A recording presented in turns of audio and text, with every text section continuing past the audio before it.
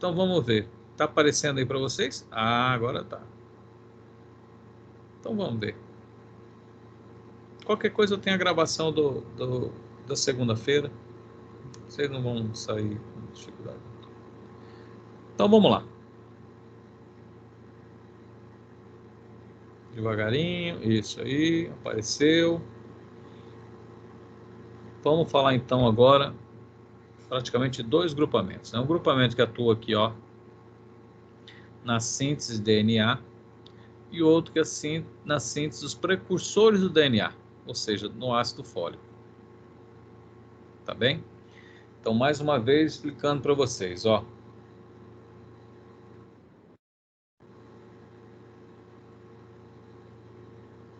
Então, a bactéria, ela precisa o quê? Ela precisa se dividir. Célula mãe, célula filha. Ela tem a parede celular dela, membrana. Ok? Então, ela tem o quê? O material genético todo enroladinho lá, então, o DNA, todo enrolado. Ela tem o ribossomo dela para a síntese de proteína, tá bem? Então, a célula mãe, ela precisa multiplicar tudo para depois ela se dividir. Então, ocorre primeiro o processo, a duplicação do material genético. Então, está todo enrolado. Quem que desenrola? A DNA girase. Vai lá e desenrola a fita do material genético. Depois eu tenho quem? Eu tenho a DNA polimerase. Vai lá, a DNA polimerase, o que ela faz? Faz uma cópia. Muito bem. Fez uma cópia do DNA. Agora ela duplicou o material genético. Aí o que acontece? Ela está esticadinha. Quem que tem que fazer a atuação de novo? A DNA girase. Então a DNA girase vai lá e enrola o material genético. Então tá lá, DNA 1, DNA 2. Ela duplicou o material genético. Agora o que ela precisa? Ela precisa sintetizar proteínas estruturais. Quem? Constituinte da parede, constituinte da membrana, próprio constituintes do ribossomo, tá certo? Então aqui ocorre um processo de transcrição. Ela vai transcrever a informação aqui do gene. Aqui ocorre um processo de transcrição. Então ela transcreveu o quê? Um RNA mensageiro. O mensageiro tem aquela mensagem das proteínas, contém a mensagem necessária para a síntese da proteína. E aonde que esse RNA mensageiro vai? Vai no ribossomo. Lá no ribossomo, esse RNA mensageiro, ele vai ser o quê? Traduzido. E aí, à medida que vai lendo os códigos, ele vai sintetizando o quê? Proteínas estruturais. Muito bem. Agora ele duplicou o material genético, a bactéria, sintetizou proteínas estruturais, aí ocorre, lembra? A formação dos centríolos, não é isso? Ó, e aí forma os microtúbulos, e tá lá agora, ó, material genético, ribossomo, aí tem a célula mãe e a célula filha. Tá bem? Nós vamos interferir nisso aqui, ó. Nós vamos interferir na DNA girase, na DNA polimerase, na RNA polimerase. E quem faz isso aqui, ó, essa síntese RNA mensageiro, essa transcrição é uma enzima chamado RNA polimerase. Então nós vamos interferir também na RNA polimerase, tá bom? E nós vamos interferir nos precursores do ácido fólico, do DNA, tá bem? Então, vamos lá. Vamos falar então um pouquinho dos antibióticos que atuam o quê? Na síntese dos ácidos nucleicos, ok? Bom, ácido nucleico. Então, vamos só um pouquinho aqui, ó. Então, o DNA tem essa fita aqui, ó, ok? Vamos lembrar lá. Então, ele tem uma base nitrogenada, ele tem um açúcar chamado desoxirribose e ele tem um fósforo aqui, ok? Aí a base é a adenina, a guanosina, a desoxirribose e aqui o fósforo, tudo bem? Esse aqui constitui o que? Um nucleotídeo. Então, ó, a desoxirribose, a base e o fósforo constitui o que? Um nucleotídeo. Ok? Muito bem. Vamos voltar aqui agora. Então, o ácido nucleico é constituído de moléculas de nucleotídeo. O que o nucleotídeo tem? Ele tem um fósforo, ele tem um açúcar, que normalmente é o que? A desoxirribonuclease, e tem uma base nitrogenada. Quem que são as bases nitrogenadas? Adenina, guanosina, citosina. Tá bem? Isso aí forma o que? O nucleotídeo. Tá bom? Então vamos lá. Então, ó, DNA, ele é constituído de um fósforo, a ribose e uma base. Quem que são as bases? As bases são bases púricas e piridinas. Quem que são as bases púricas? Adenina, guanosina. Quem que são as bases piridinas? Citosina e guanosina. Ok? O RNA, ele é constituído de um fósforo, da ribose e o que? Uma base. O que muda? Apenas, ó, adenina, guanosina, ao invés de ser tiamina, como no DNA, é uracila. Muito bem. Os nucleotídeos, eles têm que ser trifosforilados. Então, ele já tem um fósforo, ele tem que ser trifosforilado para incorporar naquela cadeia. Tá certo? Aí, de um lado fica uma base, certo? E aí, depois, o fósforo, fósforo, fósforo. E aí vai formando o quê? Aquela dupla cadeia de DNA. Tá bem? Bom, aqui só mostrando quais são as bases púricas, né? Adenina, guanosina, okay? As piridímicas, uracila, timina e citosina. Tá bem? Vamos lá. Então, o primeiro passo, o que acontece? O cromossomo está todo enroladinho. Certo? Então, ele precisa o quê? Ele precisa desenrolar. E quem que faz esse processo? A DNA girase. A DNA girase vai lá e desenrola aquela fita, onde tem base, né? A desoxirribose e o fósforo. Base, ligadinho, base, desoxirribose e o fósforo. E assim sucessivamente, ó, base, certo? Formando o DNA. Desenrola, e aí depois vem quem? Vem a DNA polimerase e faz a cópia. Então vai copiando. Muito bem. Mas primeiro passo eu tenho que desenrolar. Quem que faz isso? A DNA girase, também conhecida como topoisomerase 2. Aqui eu já tenho um alvo farmacológico importante, são as quinolonas. Inibe a DNA girase, não deixa desenrolar o cromossomo. Tá bem? Então tá lá a síntese do DNA, onde eu tenho, ó, a base, a desoxirribose e o fósforo, ó lá. E aí eu vou formando de um lado do outro, de um lado do outro, de um lado do outro, vou formando a base. Vai formando o quê? O DNA. Tá bem? Mais uma vez, vou mostrando, ó, o DNA todo enroladinho. Ocorre, quem que desenrola? DNA girase. Aí o que acontece? A DNA polimerase faz a cópia. Agora eu tenho DNA 1, DNA 2. Ok? Beleza. Dupliquei o quê? O material genético. O que a bactéria agora precisa? A bactéria precisa sintetizar proteínas. São proteínas estruturais para se multiplicar.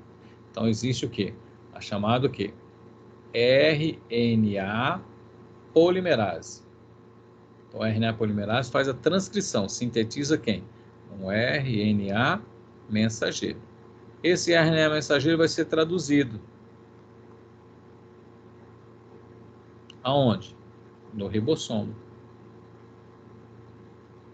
E aí vai dar origem ao quê? A proteína. Muito bem. Agora, duplicou o material genético, duplicou suas proteínas estruturais, ela pode, então, o quê? Se dividir. Então, célula mãe, célula filha.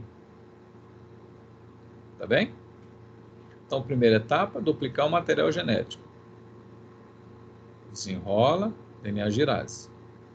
DNA polimerase, vai lá e faz o quê? Faz a cópia, DNA 1, DNA 2. Muito bem, dupliquei o material genético. Agora eu preciso sintetizar proteínas estruturais. Então aí vem a RNA polimerase, faz a cópia daquela informação que está no DNA, sintetiza um RNA mensageiro. Esse RNA mensageiro, esse processo chama transcrição. Estou transcrevendo a informação que eu quero para o RNA mensageiro. Esse RNA mensageiro está escrito em japonês, ele precisa ser traduzido. Onde que ocorre a tradução? No ribossomo. E aí eu vou sintetizar as proteínas. Beleza. Agora eu dupliquei o material genético, sintetizei proteínas estruturais, agora a célula pode se dividir. Célula mãe, célula filha. Muito bem. Quais são os locais de ação, então? Eu tenho a sulfas impedindo a dihidropeptorato sintetase, eu tenho inibindo essa enzima, o trimetropim impedindo dihidrofolato redutase, eu tenho outro alfa-farmacológico impedindo a DNA girase, que são as quinolonas, eu tenho outro alfa-farmacológico impedindo que a RNA polimerase, que é a rifampicina, e eu tenho outro fármaco impedindo o quê? Que na verdade destrói, quebra a fita de DNA, que é o metronidazol. Tá bom? Vamos falar das boas e velhas sulfa. Aí nós temos o sulfametoxazol, nós temos a sulfadiazina e a sulfamicetina. Essa daqui, ó, tá na pomada paraqueimol, queima-leve. E a sulfadiazina, né? São sulfadiazinas tópicas. Isso aqui é mais para uso tópico, né? Tem ela comprimido, mas para nível tópico. Enquanto isso aqui você tem para uso sistêmico. Então elas têm de ação curta, intermediária, de ação longa. E as de uso tópico, né? Você tem a sulfadiazina de prata. A sulfalazina, ela é metabolizada, ela é administrada por via oral, ela é metabolizada pelo trato gastrointestinal e se transforma no acetil salicílico. O acetil salicílico não é o AINES. Então, aí diminui o quê? Diminui o processo inflamatório. E aí ela é utilizada em colite ulcerativa. Tá bom? Bom, vamos entender. Lembra que eu falei que a bactéria, para duplicar, ela tem que sintetizar as bases. Olha lá. Timedilato. Isso aqui são bases. Bases nitrogenadas. E para a síntese de DNA, eu não tinha que ter, para a síntese de DNA, eu não tinha que formar um nucleotídeo. E o nucleotídeo não era formado pelo fósforo, pela desoxirribose e pela base nitrogenada. E quem que são as bases nitrogenadas? Adenina, guanosina, timidina. Muito bem, está aqui, ó. Muito bem. Então, a bactéria não consegue, ela não consegue o quê? Ela não consegue sintetizar o ácido fólico. Ela precisa do quê?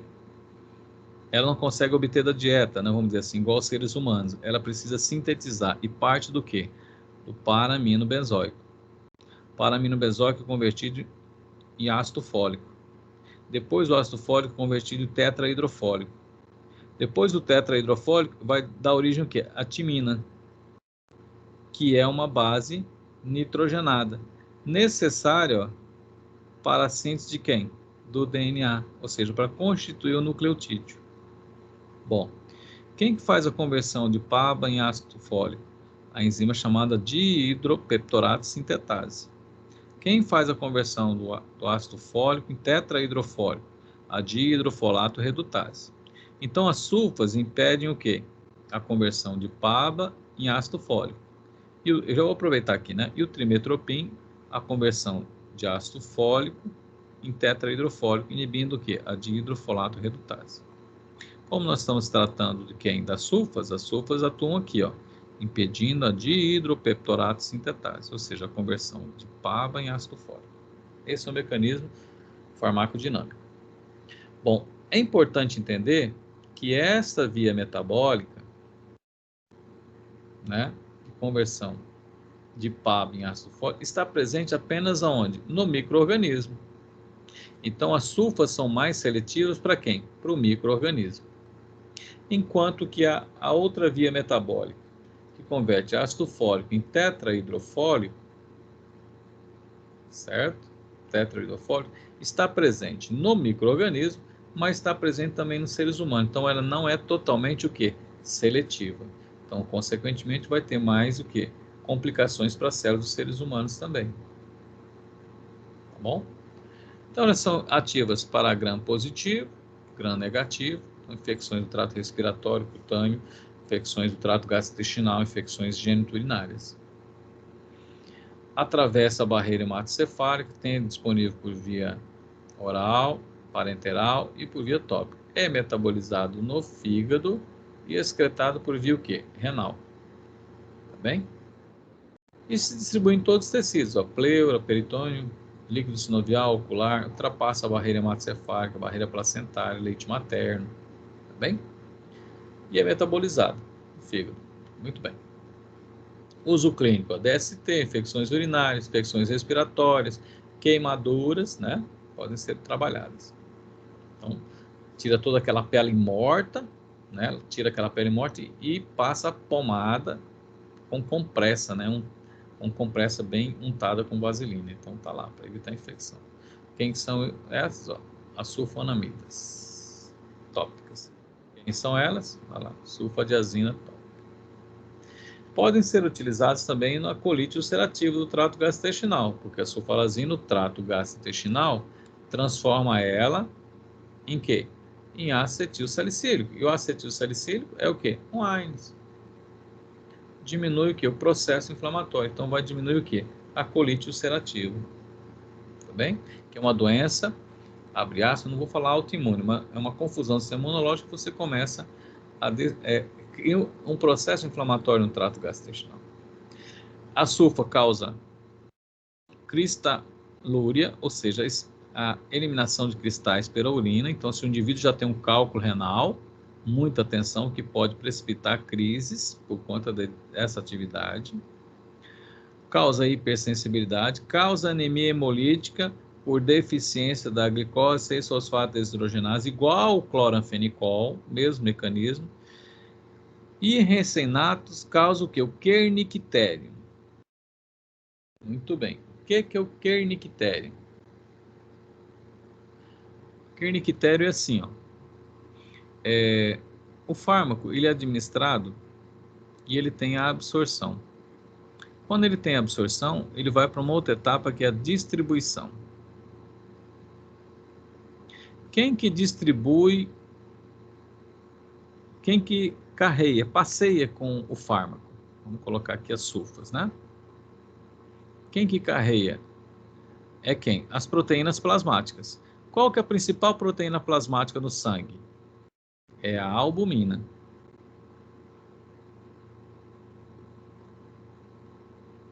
Só que a albumina, ela carrega moléculas, né, fármacos, mas ela também carrega moléculas endógenas. Um exemplo é o quê? A bilirrubina.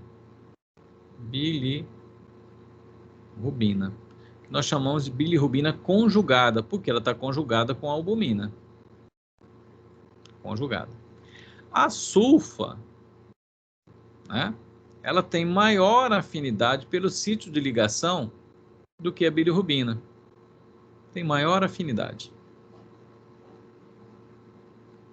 Se ela tem maior afinidade, o que ela faz? Ela desloca, ela vai, se liga no sítio de ligação da bilirrubina e desloca a bilirrubina.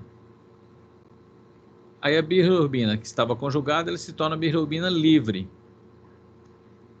Se é livre, nós já sabemos, se é livre, ela desenvolve ação. Então ela vai se ligar onde? Nos tecidos. Bom, em que tecido especificamente? Nos gânglios da base.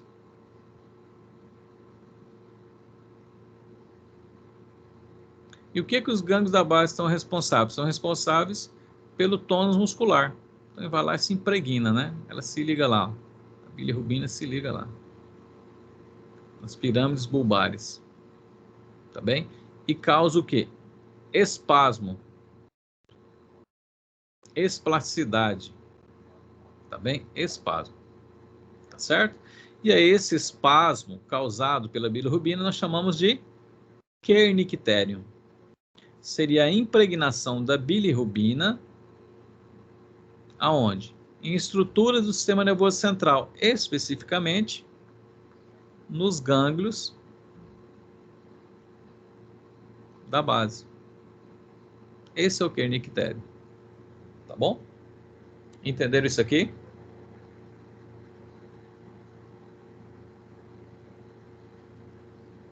Tudo bem?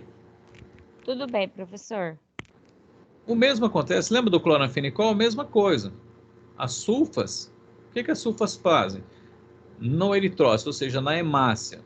A sulfa induz na hemácia a síntese de água oxigenada. Por reações do quê? Por estresse oxidativo, ou seja, por reações de oxidação. Ela estimula isso. Num paciente normal, o paciente vai pegar a glicose, através da glicose 6-fosfato desidrogenase, e transformar essa água oxigenada em água. Tá bom? Mas no paciente com deficiência da glicose 6-fosfato desidrogenase, ele não tem essa enzima. O que acontece? Vai aumentar a concentração de água oxigenada dentro do eritrócito. E o que ele faz? Você já viu a água oxigenada ferver? É a mesma coisa, vai lá na membrana e ó, destrói a membrana. E aí causa lise da hemácia,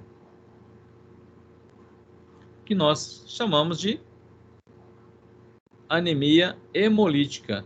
Lise da hemácia. Causa anemia por lesionar a hemácia. Tá bem? Ou seja, hemólise, né? Lise da hemácia. Tá bom? Né? B. E no terceiro trimestre, ó, D. Então, não vamos não. Não pode, né? A pode, B pode, C tem que pensar, D e X nem pensar. Então, é D, parou a conversa. Tá bom? Interação com anticoagulantes, posologia dela, né? Uma outra coisa importante aqui, ó, cuidado, né? Cuidado. A metenamina é um antisséptico urinário.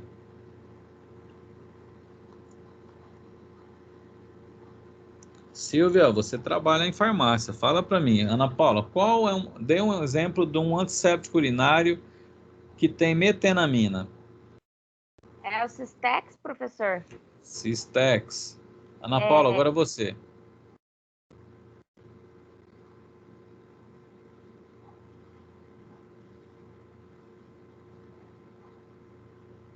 Cepurim, não é isso? Então, como é que funciona a metenamina? A metenamina é metabolizada, certo? Você toma metenamina, é metabolizada, ela forma formaldeído, formol. E o formaldeído mata a bactéria. Então, esse é o poder dela. Muito bem, só que esse formaldeído ele pode se ligar à sulfa e inativar. Tá bem?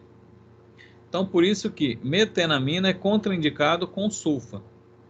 Tá bom? A metenamina pode ser utilizado junto com quem? Com uma quinolona.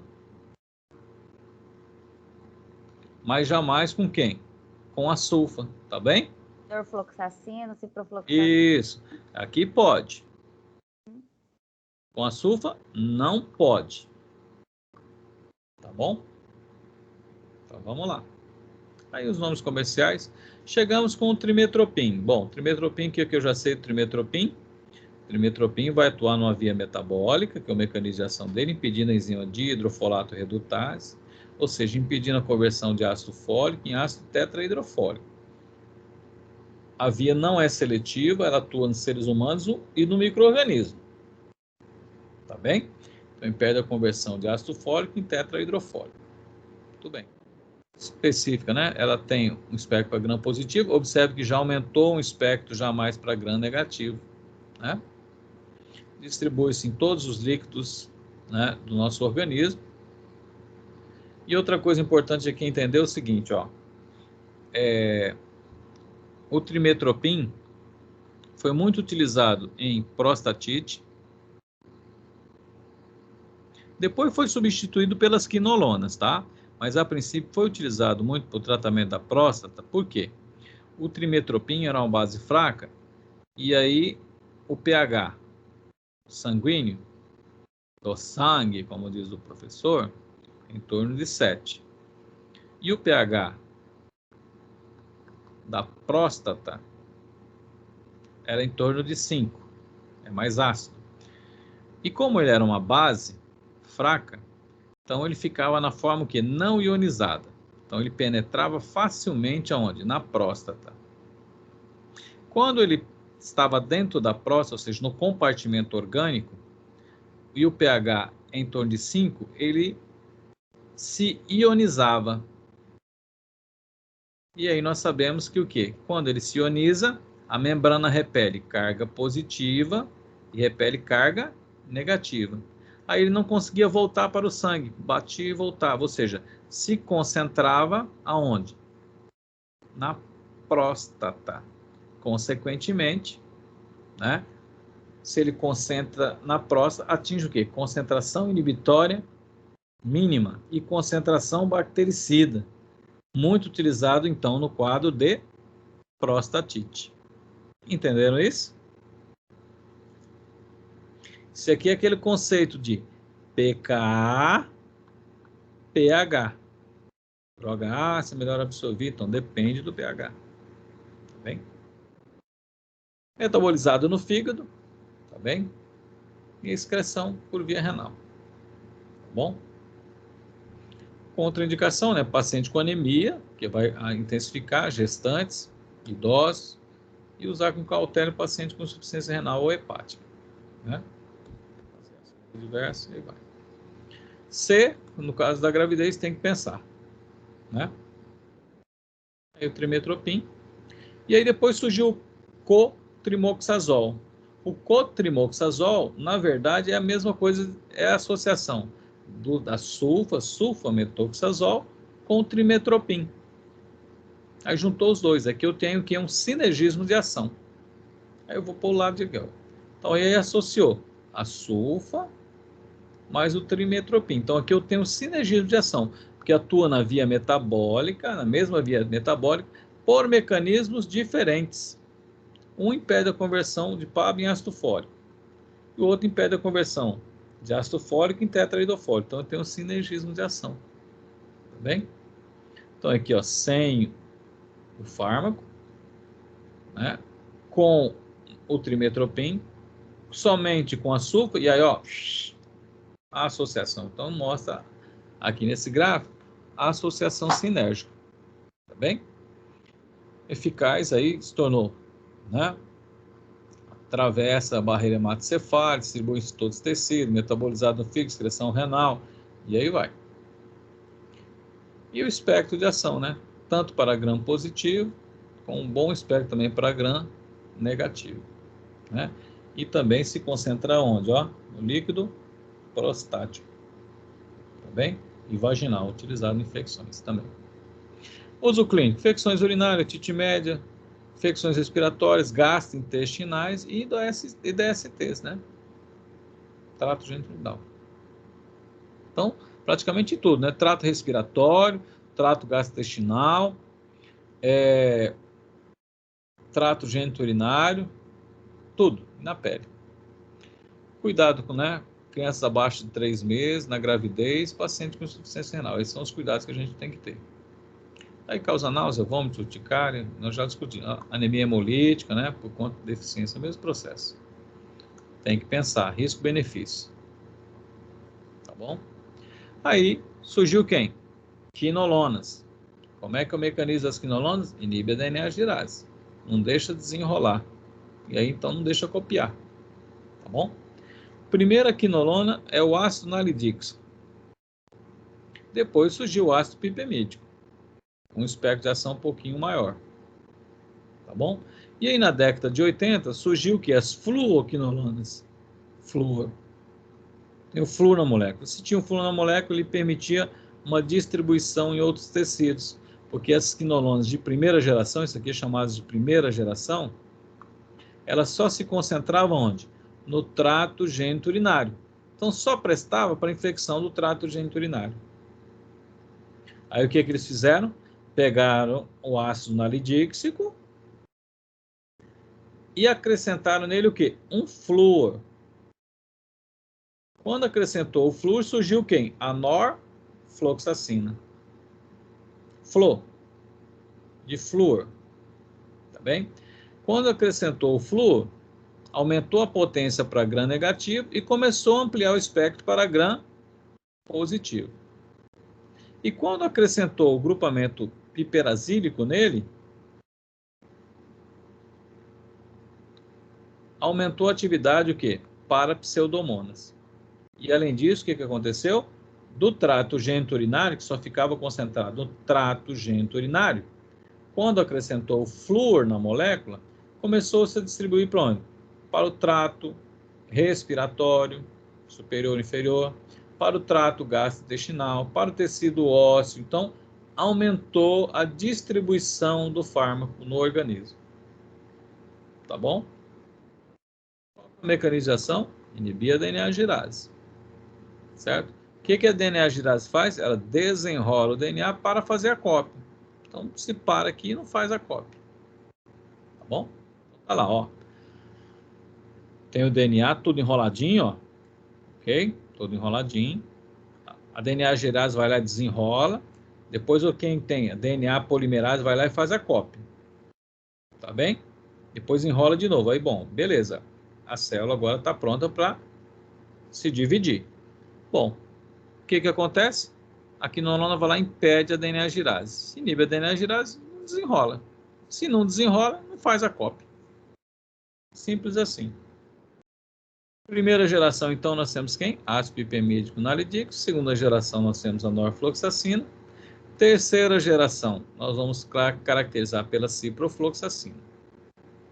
A quarta geração, nós temos a temafloxacina. Tá jóia? A levofloxacina. Tá bom? Primeira geração, só concentração urinária.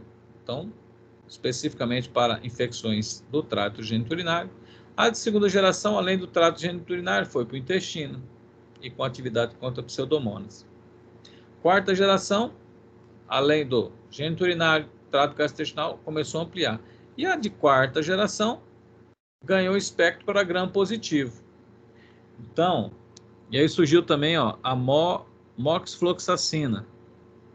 A grava bem, a moxifloxacina e a levofloxacina são as conhecidas como quinolonas do trato respiratório, utilizado em quadros de pneumonia e quadros de sinusite.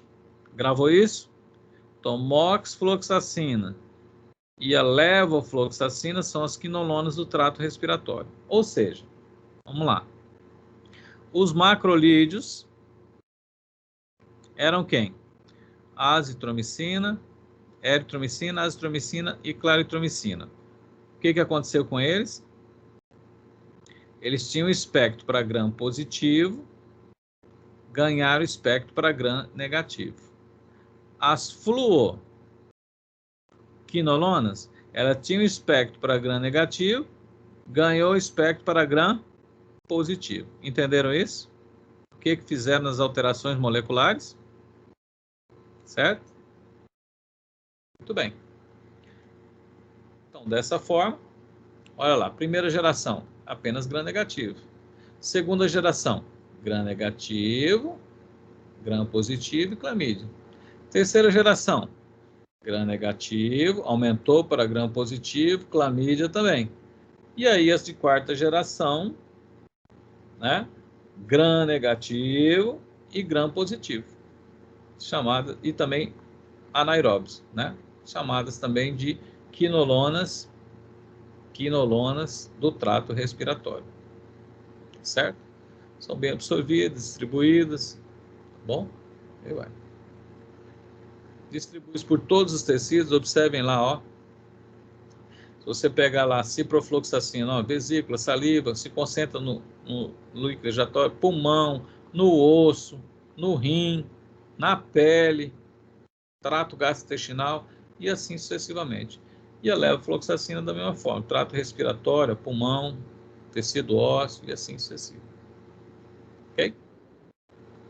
Excreção renal. Uso clínico: amidalite, faringite, trato geniturinário, cistite não complicada, pielonefrite, e aí vai, ó. Úlcera de decúbito, osteomielite, doenças sexualmente transmissíveis, aí vai. Reações adversas: diarreia, náusea, vômito, tontura, e eu vou alertar aqui, ó, nefrotoxicidade e a fototoxicidade, tá bem? Então o paciente tem que ser orientado a evitar exposição solar com o uso desse antibiótico. Então aqui está mostrando, ó, uma fototoxicidade, ó, com o uso, exposição a quinolonas, tá bem? Aí, contraindicação para concepção, criança, né? E outra coisa importante, né? Se a gente se enquadrar lá, as quinolonas, muito cuidado, já está lá, seta, então tem que pensar, ok? Ela é inibidor enzimático do citocromo P450, e aí não vai metabolizar aqueles fármacos. O que vai acontecer com ele? Vai concentrar, aumentar o efeito e as reações adversas. Ela é inibidor enzimático, beleza? Patologia, eu vou pular. Patologia para depois. Algumas marcas comerciais. Rifampicina, conhecida como rifocina. É bem breve ela, né? Ela impede o quê? Lembra lá, ó, impede a RNA polimerase. Então eu dupliquei o material genético, mas eu tenho que ocorrer um processo de transcrição. Ela impede esse processo aqui. Não vou sintetizar um RNA mensageiro, certo? Espectro para gram positivo e gram negativo. A absorção, bem boa absorção. Atravessa a barreira hematocefálica e placentária em todos os tecidos corporais, tá bem? Tem que alertar o paciente que ele vai defecar vermelho, urinar vermelho, chorar vermelho, ou seja, vai apresentar uma coloração de alaranjado para avermelhado, tá bom? Uso clínico para tuberculose, hanseníase e gonorreia. Como ela tem o uso para tuberculose e hanseníase, deveria ser um antibiótico de reserva, né? Mas a gente vê de forma indiscriminada o pessoal utilizando esses sprayzinhos, né? Para esse tratamento de escoriação. Né? Deveria ser um antibiótico de reserva, né? E aí tem que ser orientado o paciente, ó, lágrimas, suor, urina, fezes, vai ficar alaranjado, bem? Contraindicado para gestação.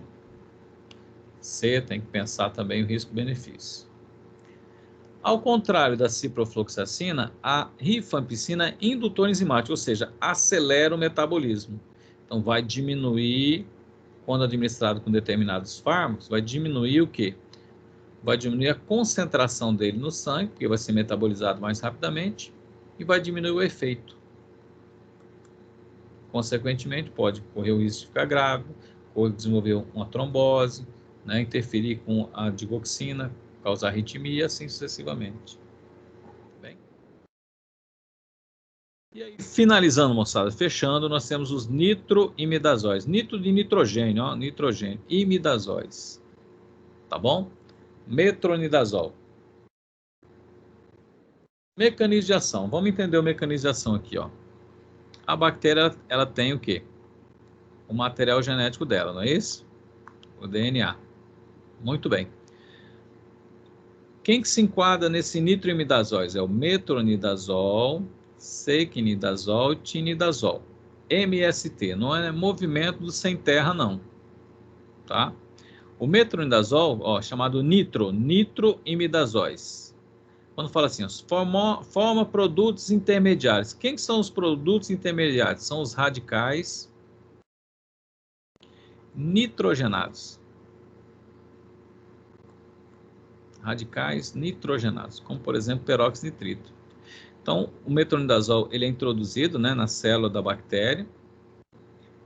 Como o metronidazol tem o grupamento, tem o nitrogênio dele é reduzido por reações de oxirredução e forma os radicais nitrogenados. Radicais nitrogenados. Esse radical nitrogenado vai lá e quebra a fita de DNA. Tá bem? Aí fala, ó, impede porque inativam o DNA, vai lá e quebra a fita de DNA. E a bactéria não consegue reparar. Então destrói. Principalmente para bactérias anaeróbias. Então tá lá o espectro de ação, né? Então eles têm ação para bactérias, principalmente bactérias anaeróbias, e tem ação o quê? Giardicida, ou seja, para protozoário. Mas aqui eu estou mostrando a ação dele como antimicrobiano. O mecanismo dele para protozoário é o mesmo, tá bom? Então tá lá, penetra, tem boa absorção, distribuição, penetra do sistema nervoso central, tá bom? Metabolizado no fígado, excretão por via renal. Então, ó, infecções. Aqui, ó, só mostrando aqui, isso aqui para protozoário. E as infecções anaeróbias. Então, ele é enquadrado nesse grupamento porque para infecções anaeróbias. Tá bem? Então, tá lá. Trato gastrointestinal, ele causa um gosto metálico na boca, certo? Ele causa reação de sulfirã igual ao cloranfenicol, ou seja, o álcool é metabolizado em acetaldeído e o acetaldeído em acetato. O que o MST, todos, né, causa o gosto metálico na boca e causa o efeito de sulfirã. Então não pode tomar com álcool. Aguardar o quê? 72 horas depois do uso. Porque ela vai inibir o metabolismo, vai aumentar a concentração de acetaldeído e a pessoa vai passar mal. Náusea, vômito, vermelhidão. Então não pode, tá? Jamais com bebida alcoólica. Ok? Extremamente teratogênico, então não pode ser utilizado na gestação, só se analisar o risco-benefício, aí quem vai fazer isso é o médico, tá bem? Aí a posologia para as infecções, tá bom? Bem, pessoal, fechamos por aqui. Tranquilo? Sei que hoje foi puxadinho um pouquinho aí. Ah, foi ótima a aula, professor. Foi.